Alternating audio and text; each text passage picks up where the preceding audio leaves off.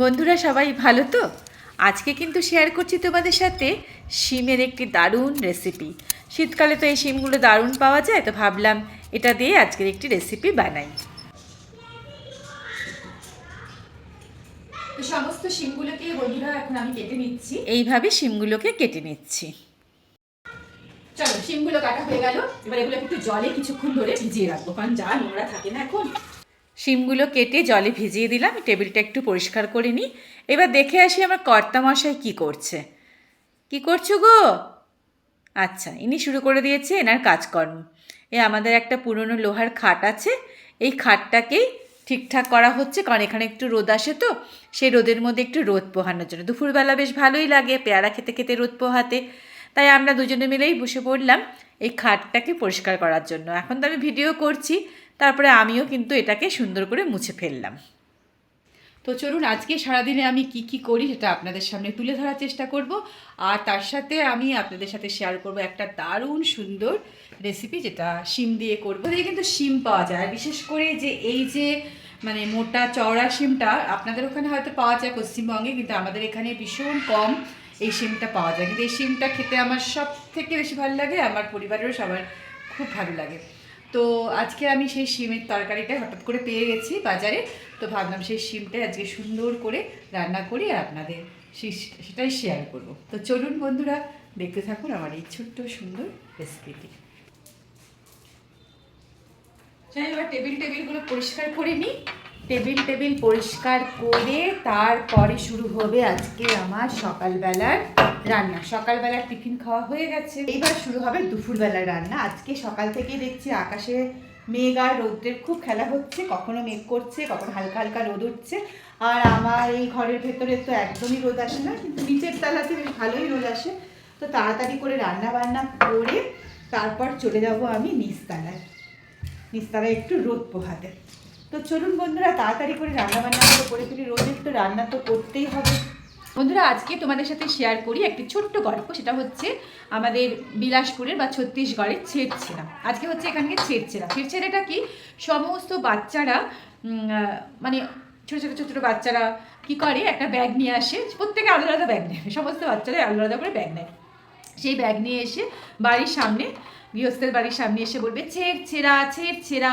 তখন আমাদেরকে কি করতে হবে, গৃহস্থদের কি করতে হবে, যে যেটা পারে, কেউ চাল, কেউ বিস্কুটের প্যাকেট, কেউ ডাল, কেউ সবজি, কেউ টাকা, কিছু না কিছু খাবার জিনিস বিশেষ করে ওদের ওই ঝুলির মধ্যে, মানে ওই ব্যাগের মধ্যে আমাদেরকে দিতে হবে। ওরা কি করে, সারাদিন বেশ সুন্দর এগুলোকে কালেক্ট করে।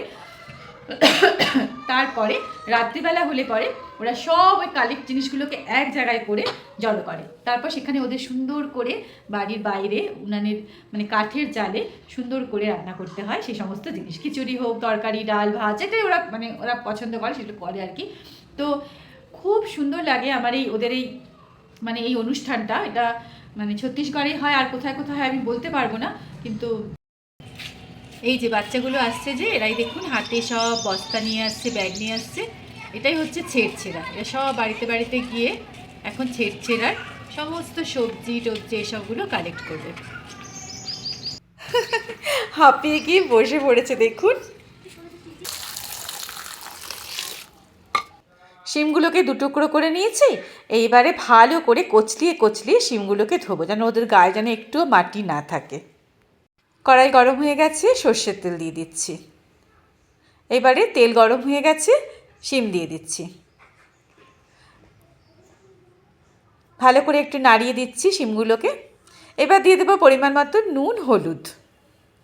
এবার নুন হলুদ দেওয়ার পরে ভালো করে একটুখানি এটাকে ভেজে মানে সামান্য ভেজে আর কি, তারপরে এটাকে আমি ভালো করে একটুখানি ঢেকে দেব।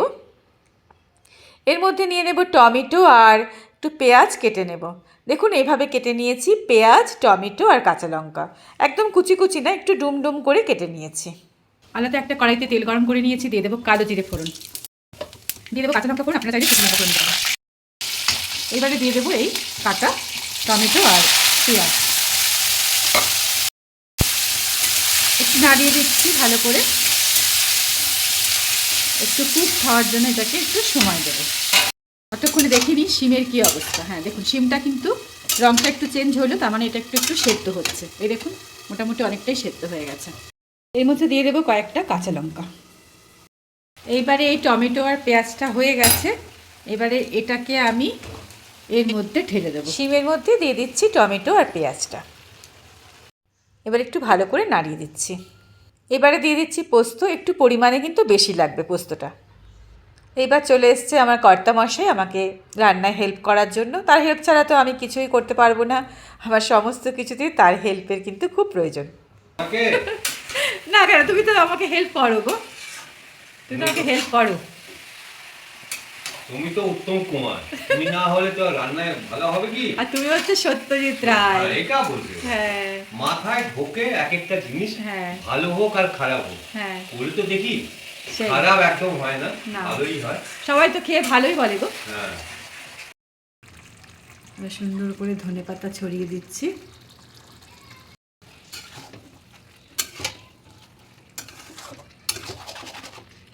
এবার করা যাক টেস্ট। টেস্ট করে দেখো তো কেমন হয়েছে। ঝাল মিষ্টি কিন্তু দিইনি, চিনি দিইনি। অসাধারণ। অসাধারণ। তো আমাদের রান্না কমপ্লিট হয়ে গেল, একটুখানি কাঁচা লঙ্কা দিয়ে দিচ্ছি। গরম ভাতে কিন্তু অসাধারণ, বাড়িতে অবশ্যই রেসিপিটা একবার ট্রাই করবেন, আমার সঙ্গে থাকবেন।